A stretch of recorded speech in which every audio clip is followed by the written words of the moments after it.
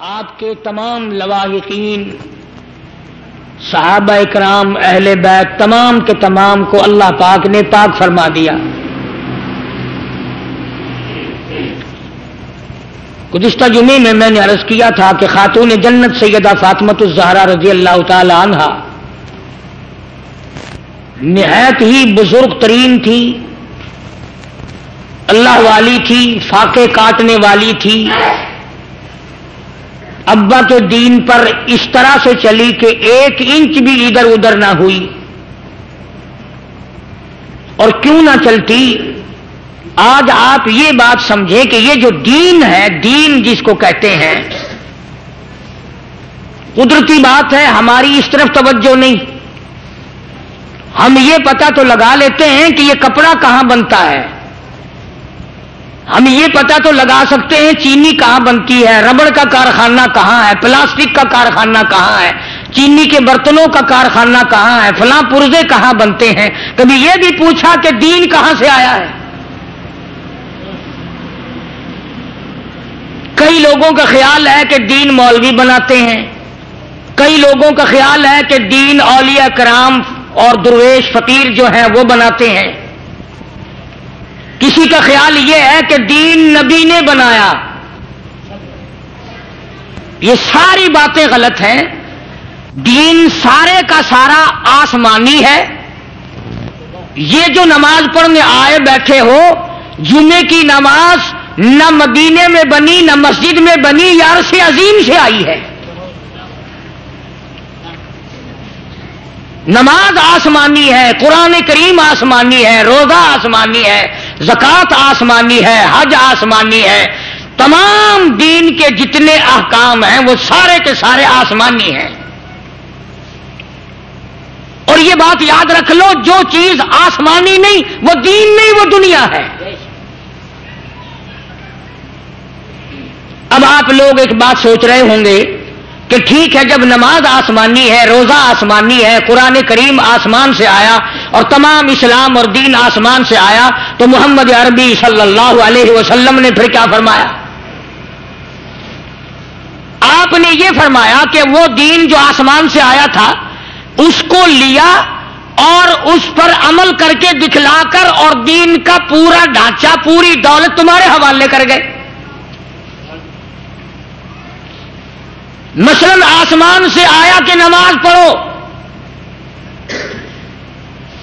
اس کی چند حیثیتیں قرآن کریم نے بیان کی، ساری نہیں۔ فرمایا یا مریم اقنتی لربک واسجدی وارکعی مع الراکعین، رکوع کرو رکوع کرنے والوں کے ساتھ، سجدہ کرو سجدہ کرنے والوں کے ساتھ۔ والذین یبیتون لربہم سجدا وقیاما، نماز میں قیام کرتے ہیں، رات کو عبادت کرتے ہیں۔ یعنی نماز کی رکوع قرآن نے بتایا، سجدہ قرآن کریم نے بتایا، کھڑا ہونا قرآن کریم نے بتایا، مگر نماز کی پوری تفصیل تو قرآن کریم نے نہیں بتلائی۔ پہلی رکعت پڑھ کے یوں بیٹھنا، گھٹنوں پہ ہاتھ رکھنا، اتحیات میں اس طرح سے بیٹھنا، یہ تفسیر اور شرح جو ہے یہ محمد الرسول اللہ صلی اللہ علیہ وسلم نے فرمائی۔ دین بڑا قیمتی ہے۔ دنیا کے معاملات میں بڑے تجربے کار ہیں آپ لوگ مجھ سے زیادہ۔ جو مال جتنا دور سے آتا ہے وہ اتنا ہی قیمتی بکتا ہے۔ جو مال ملتان میں تیار ہوگا اس کا وہ بھاؤ نہیں لگتا جو کراچی سے آئے ہوئے مال کا لگتا ہے۔ جو مال جاپان سے آتا ہے اس کا بھاؤ اور زیادہ، جو امریکہ سے آتا ہے اس کی قیمت اور زیادہ، جو اور دور و دراز کے ملکوں سے آتا ہے اس کی قیمت اور زیادہ، اور جو مال آسمان سے آیا ہو اس کی کتنی قیمت ہوگی؟ عرش عظیم سے جو چیز آئی ہو، اللہ تعالیٰ جس کا بھیجنے والا ہو، خداوند کریم نے محمد عربی صلی اللہ علیہ وسلم کے حوالے دین کیا ہو، نگہبانی حضور کی کرائی ہو، بانی سارے اسلام بنا کے بھیجا ہو، وہ کتنی عظمتوں والی چیز ہوگی اور وہ دین کتنا قیمتی ہوگا۔ آج تمہاری نظروں میں مکان کی قیمت ہے، دکان کی قیمت ہے، پلاٹ کی قیمت ہے، سونے چاندی کی قیمت ہے، مگر دین کی کوئی قیمت نہیں۔ عملاً میں بھی آپ میں شامل ہوں، آپ لوگ بھی اسی پر قائم دائم ہیں کہ ہماری نظروں میں، ہمارے دلوں میں عملاً دین کی کوئی قیمت نہیں، اور اس کی ایک وجہ ہے کہ دین کا بازار لگے تو قیمت کا پتہ چلے، اور دین کا بازار لگے گا میدان حشر میں تو ادھار کھاتا ہے، اب اس کا معاملہ کون کرے؟ امام الانبیاء محبوب کبریا حضرت محمد مصطفیٰ صلی اللہ تعالی علیہ وسلم کے گھر والوں نے اس دین کے پیچھے بڑی بڑی قربانیاں دی۔ سرکار مدینہ صلی اللہ علیہ وسلم کی سب سے بڑی صاحبزادی، سب سے بڑی لخت جگر، سب سے بڑی نور نظر سیدہ زینب رضی اللہ تعالی عنہ، خدا کی قسم قربان ہو جاؤ زینب تیری ہر ادا پہ، تو کتنی مبارک بچی ہوگی جس کا ابا محمد مصطفیٰ۔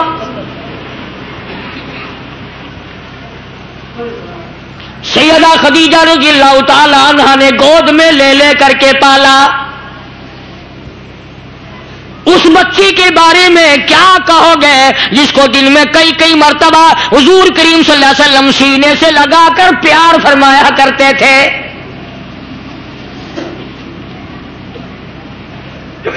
سیدہ زینب رضی اللہ تعالی عنہ نہایت ہی عابدہ زاہدہ پرہیزگارہ تھی، بڑی اللہ اللہ کرنے والی تھی، ابا جان کی بڑی فرما بردار تھی، امی جان کی بڑی فرما بردار تھی، نبی کی سب سے بڑی بیٹی ہے، سب سے بڑی لخت جگر ہے، سب سے بڑی کالی کملی والے کی صاحبزادی ہے۔ لوگ آج نام سے بھی واقف نہیں، مولوی بھی ڈر کے مارے نام نہیں لیتے، کبھی دوسرے لوگ تو ٹیڑھی پیسہ دینا بند نہ کر دے۔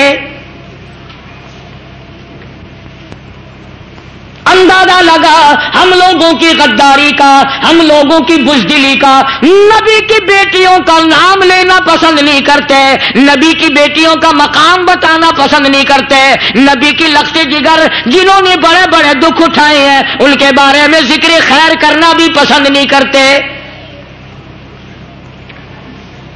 اور یہ وہ بیٹیاں ہیں محمد الرسول اللہ صلی اللہ تعالی علیہ وسلم کی، سیدہ خدیجہ کے بطن مبارک سے پیدا ہوئی اور سیدہ خدیجہ کی گود میں پلی، اور بلکہ نبی کریم صلی اللہ تعالی علیہ وسلم نے شادی کے لیے اپنی سگی سالی حضرت حالہ کے بیٹے سے شادی فرما دی۔ اتنی محبت تھی حضور کریم صلی اللہ علیہ وسلم کو اپنی سالی سے، حضرت حالہ سے، اگر دروازے پہ آ کر آواز لگا دیتی حضور دوڑ کر تشریف لاتے اور آواز لگاتے حالہ آ گئی، حالہ آ گئی، حالہ آ گئی۔ چنانچہ اس وقت تک قرآن کریم کا نزول شروع نہیں ہوا، سیدہ خدیجہ رضی اللہ تعالی عنہا بھی داغ مفارقت دے گئی، دنیا فانی سے رحلت فرما گئی۔ حضرت زینب رضی اللہ تعالی عنہا نے سیدہ ام کلثوم، سیدہ رقیہ اور سیدہ زینب فاطمۃ الزہرا رضی اللہ تعالی عنہا کی پرورش بھی کی، تربیت بھی فرمائی، بڑی بہن ہونے کی وجہ سے۔ بالآخر وہ وقت آ پہنچا کہ مدنی کریم صلی اللہ تعالی علیہ وسلم کو مکے پاک سے لوگوں سے تنگ آ کر ہجرت کرنا پڑی۔ ظالموں نے امام الانبیاء صلی اللہ علیہ وسلم کو رات کو چین نہ لینے دی، دل کو سکون نہ آنے دیا، نہ پانی دیا، نہ کھانا دیا، اتنا مارا، اتنا مارا سید دو عالم حضرت محمد الرسول اللہ صلی اللہ تعالی علیہ وسلم کو اور آپ کے صحابہ کرام کو۔ آج ان واقعات کو اگر پڑھو زمین پھٹ جاتی ہے۔ حضور کریم صلی اللہ علیہ وسلم جب ہجرت فرما کر مدینہ منورہ تشریف لے گئے تو سیدہ زینب پیچھے رہ گئی، مکے پاک میں رہ گئی، اداس تھی ابا جان کی وجہ سے، دل نہیں لگتا تھا، ہر روز کوشش کرتی تھی میں بھی مدینے پاک میں چلی جاؤں، میں بھی اپنے ابا کی خدمت میں حاضر ہو جاؤں۔ چنانچہ سیدہ زینب رضی اللہ تعالیٰ عنہا مکے کے محلے کا چکر لگاتی تھی، عزیزوں رشتہ داروں میں آیا جایا کرتی تھی، ہر وقت روتی تھی میرے لیے دعا کرو میں اپنے ابا کی خدمت میں جا پہنچوں، اور اندازہ لگا نبی کی لخت جگر کے تقوی پرہیزگاری کا ایک ایک عورت کو کہتی تھی جس کا میں نے آٹا دینا ہو وہ آٹا لے لے، جس کا میں نے دھاگا دینا ہو وہ اپنا دھاگا وصول کر لے، جس کی میں نے سوئی دینی ہو وہ سوئی وصول کر لے، جس کا میں نے ستو دینا ہو وہ ستو مجھ سے وصول کر لے، کل کو میں مدینے چلی جاؤں میرے بعد میں مکے کی کوئی عورت یہ نہ کہے کالی کملی والے کی بیٹی ہو کر بے ایمانی کر گئی۔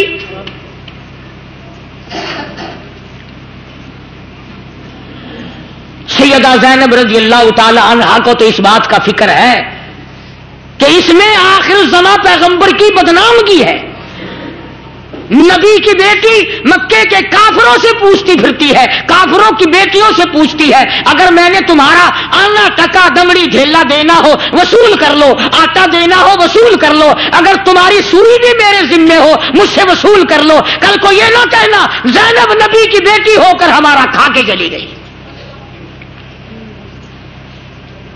زینب کو خیرت آ رہی ہے کہ پیغمبر صلی اللہ علیہ وسلم کو زد نہ آئے، ان کے مشن پر زد نہ آئے، ہم نے حج بھی کر رکھے ہیں، نمازیں بھی پڑھتے ہیں اور نیک بنے پھرتے ہیں، مگر لوگوں کے قرضے مارتے ہیں، بے ایمانی کرتے ہیں، جھوٹ بولتے ہیں، بدماشی کرتے ہیں، کبھی تمہارے دماغ میں بھی یہ بات آئی کل کالی کملی والا میرا منہ دیکھ کر کیا کہے گا اور بے حیا تو ہی میرا نام لیوا تھا؟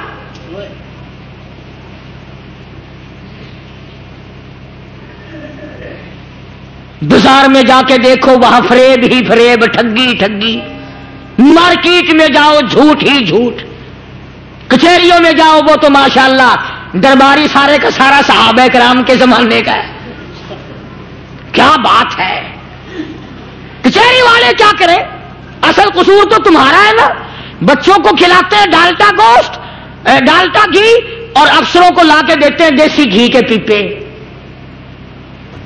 نہ لڑو نا، کیوں آپس میں ایک دوسرے کے اوپر چھرے کلاڑیاں لاٹیاں چلاتے ہو، جو بات ہو وہ خود بخود اس کا فیصلہ کر لو۔ اس طرح سے لوگ آتے ہیں نا کچہری میں چاروں طرف ویگنوں سے گاڑیوں سے بسوں سے جیسے عرس میں تشریف لا رہے ہو۔ کوئی آدمی آج یہ نہیں کہہ سکتا کہ میرا تقوی میری پرہیزگاری کس طرح کی ہے اور کس طرح پر ہم لوگ کاربند ہیں، اور کئی جھوٹ تو ایسے ہیں کہ لوگ ان کو گناہ نہیں سمجھتے۔ مثلا اس نے کہا جی اس مال میں رعایت کر دے، وہ کہتا کہ مجھے یہ تو اتنے کا مجھے نہیں پڑا، اس سے زیادہ تو خرچہ آ جاتا ہے اس پہ، اور اگر اس نے نہیں پوچھا تو خام خواہ احسان جتلانے کے لیے کہ جی آپ ہمارے پرانے گاہک ہیں اس لیے ہم نے آپ پر بجٹ دیکھ کر پیسے لگائے ہیں، منافع لگایا ہی نہیں، حالانکہ لگایا ہوا ہوتا ہے، اور لوگ اس کو حاجی اس کو مولوی اس کو گناہ نہیں سمجھتا، حالانکہ قرآن اور نبی کی شریعت کے سامنے یہ بالکل حرام ہے۔ بہرحال سیدہ زینب رضی اللہ تعالیٰ عنہ ایک ایک گلی میں جاتی ہے، ایک ایک قبیلے والوں کے پاس جاتی ہے، ایک ایک خاندان کے پاس جاتی ہے، اور جا کے کہتی ہے میں کالی کملی والے کی بیٹی، میں محمد الرسول اللہ صلی اللہ علیہ وسلم کی لخت جگر، میں مدینہ جانا چاہتی ہوں، جس کا میں نے جو کچھ دینا ہو وہ وصول کر لے۔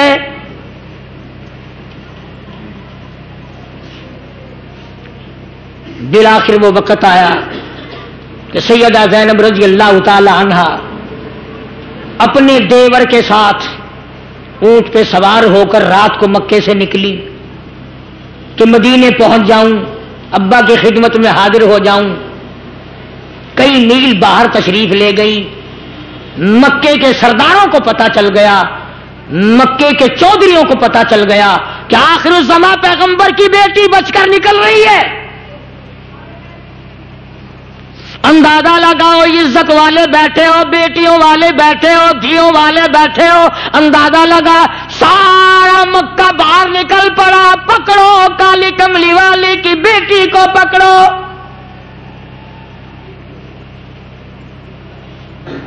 اور آپ پہنچے اس مقام پہ جہاں سیدہ زینب رضی اللہ تعالی عنہا سفر فرما رہی ہیں. گھیرے میں لے لیا ڈاچی کو، اونٹنی کو. سیدہ زینب رضی اللہ تعالی عنہا کے دیور نے بڑا سمجھایا، ظالمو کچھ نہ کہو، قریش کی آبرو ہے، ہاشمی خاندان کی آبرو ہے، عبد المطلب کے خاندان کی آبرو ہے، محمد مصطفیٰ صلی اللہ علیہ وسلم کی عزت ہے، کچھ نہ کہو. دین ایسی چیز ہے جس کی وجہ سے بڑی تکلیف اٹھانی پڑتی ہے. اس کی عظمت کے لیے، اس کے اکرام کے لیے، اس کے احترام کے لیے، اس کی شان کو برقرار رکھنے کے لیے لوگوں نے اپنے خون کی نالیاں بہا دی. اس لیے قرآن کریم کہتا ہے انما یرید اللہ لیذہب عنکم الرجس اہل البیت وَيُطَهِّرَكُمْ تَطْهِيرًا. اللہ پاک نے ارادہ فرما لیا، پروردگار عالم نے فیصلہ کر دیا، لِيُذْهِبَ عَنْكُمُ الرِّجْسَ أَهْلَ الْبَيْتِ، کہ وہ نبی کے خاندان سے پلیتی نجس غلط چیزوں کو دور کر دے، ان کو پاکیزہ بنا دے. اہل البیت، نبی کے گھر والوں کو پاک بنا دے. سمجھنے والوں نے خوب سمجھا. قرآن کہتا اہل البیت، گھر والے. عربی میں بیت کہتے ہیں گھر کو، اہل کے معنی گھر والے. قرآن کریم نے اعلان کر دیا نبی پاک، نبی کی آل بھی پاک، نبی کا گھرانہ بھی پاک. اور بلکہ میں تو دیوبندی علماء کرام کا خادم اور غلام ہوں. میرا ایمان ہے، میرا عقیدہ ہے، جو کپڑا نبی کے جسم اقدس کو لگ گیا وہ کپڑا بھی پاک. زمین کے جس حصے پہ امام الانبیاء نے قدم مبارک لگا دیا وہ زمین بھی پاک. جس شے کو کالی کملی والے کا ہاتھ مبارک لگ گیا وہ شے بھی پاک. اللہ جناب عائشہ صدیقہ رضی اللہ تعالی عنہا روٹیاں پکا رہی ہیں تندور میں، تشریف لے آئے. کہہ دو محمد عربی صلی اللہ علیہ وسلم. آپ نے فرمایا عائشہ ایک روٹی آج میں بھی پکاؤں گا. عرض کیا آقا میں خدمت کے لیے حاضر ہوں، قربان ہو جاؤں، میں جو ہر وقت تیار ہوں. فرمایا نہیں، میں اپنی خوشی سے پکاؤں گا. ایک روٹی پکائی، تندور میں لگا دی. سیدہ عائشہ صدیقہ رضی اللہ تعالی عنہا کی لگائی ہوئی روٹیاں ساری پک گئیں، تندور سے باہر نکال لی. اس روٹی کا پانی خشک نہیں ہوتا جو محمد مصطفیٰ صلی اللہ علیہ وسلم نے پکائی تھی. بار بار جھانکتی ہے، بار بار دیکھتی ہیں، بار بار دیکھتی ہیں. کافی دیر کے بعد عرض کیا آقا میری پکائی ہوئی روٹیاں تو کبھی سے پک گئی، یہ آپ والی روٹی کا تو پانی بھی خشک نہیں ہوا. فرمایا عائشہ تو نہیں جانتی جس شے کو میں محمد رسول اللہ کا ہاتھ لگ جائے آگ اس کے قریب نہیں آ سکتی.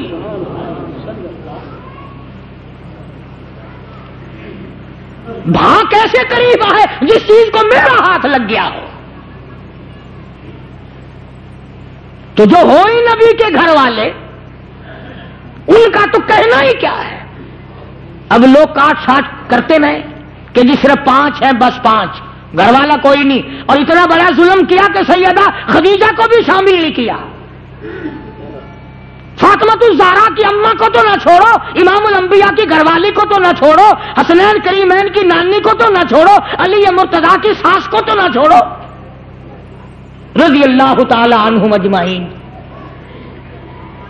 بہرحال مجھے اس بات کا بڑا دکھ ہے کہ ہمارے قوم، ہمارے جو عوام ہیں وہ اتنے دنیا میں پھنس گئے کہ ان کو اب ان باتوں کی ضرورت ہی نہیں کہ فاطمہ الزہرا کی اماں کون تھی، سیدہ زینب کی اماں کون تھی، اور یہ حضرات کس کس طریقے سے زندگی بسر کرتے تھے. بس اللہ نے پہلے تو ہم روٹی مانگتے ہیں، پہلے تو ہم سب لوگ روٹی مانگتے ہیں، یا اللہ بس کسی کا محتاج نہ بنا، روٹی چاہے. جب روٹی مل جاتی ہے فوراً کوٹھی مانگتے ہیں.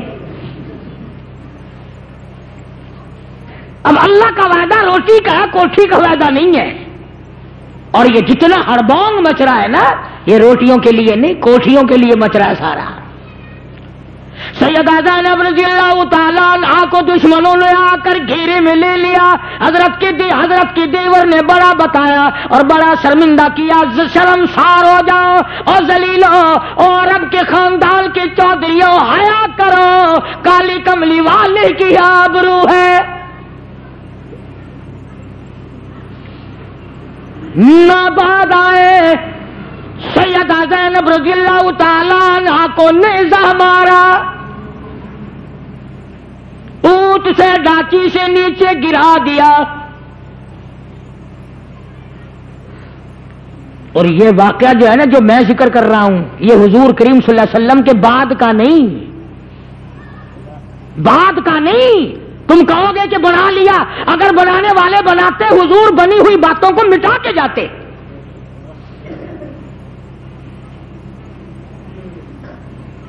سیدہ زینب رضی اللہ تعالیٰ عنہا کو حمل تھا, اوپر سے گری, نیزہ مارا, ساقط ہو گیا.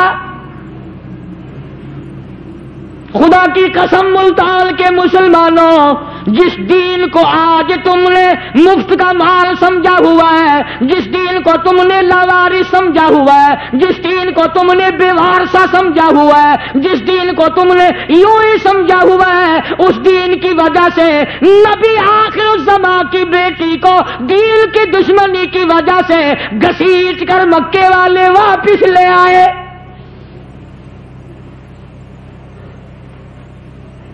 نہیں جانے دیں گے, نہیں جا سکو گی, تم ہرگز اپنے ابا کے پاس نہیں جا سکتی. کافی دنوں سیدہ زینب رضی اللہ تعالی عنہا نے بڑی تکلیف اٹھائی, بڑی پریشانی اٹھائی, اور پھر کافی عرصے کے بعد ذرا اندازہ لگاؤ, خانے خدا میں بیٹھے ہو, مسجد میں بیٹھے ہو, کہ مدنی کریم صلی اللہ علیہ وسلم کے صاحبزادی کو کتنی تگو دو کرنی پڑی ہوگی. ارے امام الانبیاء شہنشاہ کائنات کی بیٹی ہے, پھر ایک موقع ملا, رات کو چھپ چھپ کر نکل رہی ہے. کافی سارا عرصہ گزر گیا, خون بند نہ ہوا, سوکھ سوکھ کر کانٹا بن گئی. بڑی مشکل سے ایک عرصے کے بعد مدینے پاک میں پہنچی. حضور کریم صلی اللہ تعالی علیہ وسلم نے اپنی بیٹی کو فرمایا, میری لگتے جگر تجھے کیا ہوا, تیرے اندر تو خون کا قطرہ نہیں رہا, تو بالکل ڈھانچہ بن گئی, سوکھ سوکھ کر کانٹا بن گئی, تجھے کیا ہوا. سیدہ زینب اپنے ابا کو دیکھ کر اب رونے لگی اور فرمانے لگی, او میرے ابا, کیا بتاؤ, مکے والوں نے مجھے مارا ہے. یہ حالت دیکھ کر حضور کریم صلی اللہ علیہ وسلم کو بھی رونا آیا. اسی پر بس نہیں, بڑے بڑے دکھ اٹھائے. چنانچہ جنگ بدر ہوا. جنگ بدر میں اس وقت تک مسلمان نہیں بنا تھا جناب سیدہ زینب رضی اللہ تعالی عنہا کا گھر والا ابو العاص, وہ بھی, اور حضرت عباس وغیرہ یہ رضی اللہ تعالی عنہ, بعد میں تو مسلمان بنے. یہ سارے کے سارے ان قیدیوں میں شامل تھے جو بدر کے قیدی مدینے پاک میں آئے تھے. ماشاءاللہ, جزاک اللہ. میرے دادا جان حضرت مولانا قاری نیک ملتانی رحمۃ اللہ علیہ بہت ہی خوبصورت بیان فرمایا. امید ہے بیان کو پسند آیا ہوگا, کیونکہ بیان کا پارٹ 1 تھا. تو اگر آپ کو دوسرا بیان کا اس بیان کا دوسرا پارٹ چاہیے تو مجھے کمنٹس میں لازمی بتانا, تاکہ میں آپ تک جلد از جلد وہ پہنچا سکوں. تو ملتے ہیں نیکسٹ ویڈیو میں انشاءاللہ کل. اللہ حافظ.